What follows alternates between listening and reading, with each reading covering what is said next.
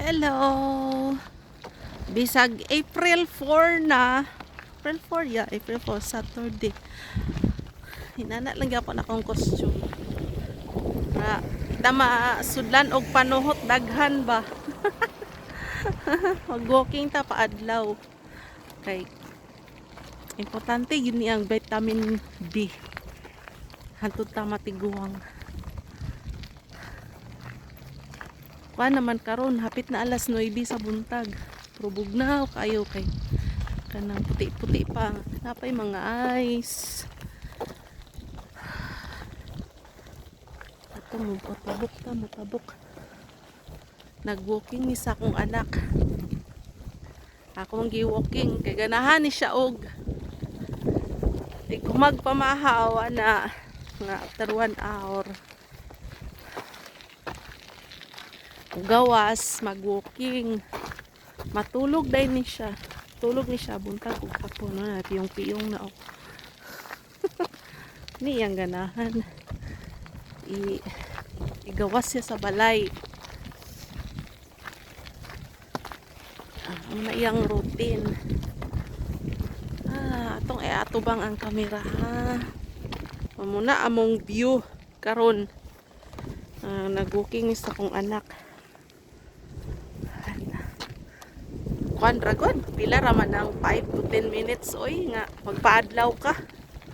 Kung summer, ila na makasunog sa atong mga panit.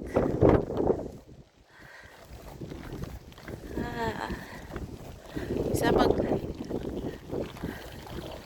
kanang ingon na magpaadlaw ang bata na bisag na 1 year old na paadlawan ra gyud. Importante gyud ng adlaw gyud sa atong skin. Libre na vitamin D. Diri kita nag-take kung gyapon ng vitamin D akong anak.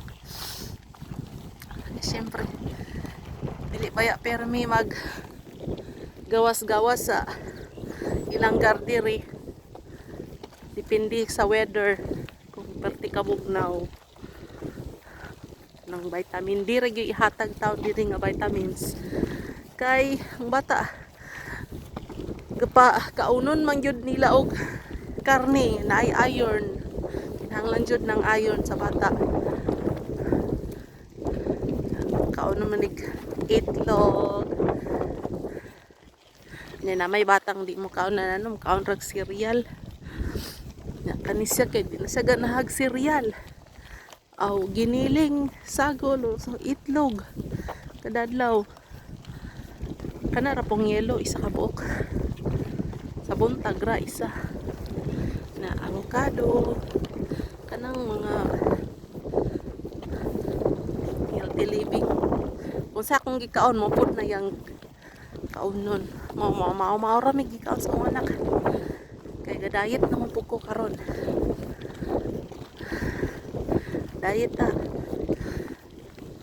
pero panagsa mo kaon ko kanang once a week ra pod like karon weekend kaon tag kanang mga dili pang healthy living. Ay, ana ra kinabuhi oy. Di na to palabian ang pagkaon sa mga di maayong pagkaon. Tama. Tigok diretso sa atong mga sakit. Okay, basta alagaan ang sarili. Katawan alagaan ay para humaba pa ang buhay.